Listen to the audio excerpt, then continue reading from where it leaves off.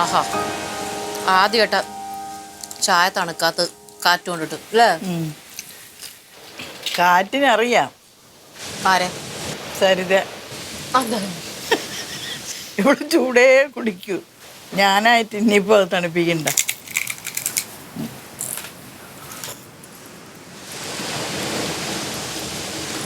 എനിക്ക് മതി ഈ സാധനം. എനിക്ക് മതി ഇത്. എണ്ണ അല്ലേ?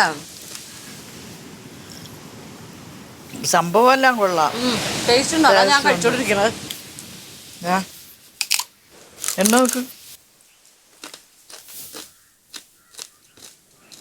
പക്ഷെ ഇത് ഇങ്ങനെ കണ്ടാ തോന്നൂല. കണ്ടാ തോന്നൂല.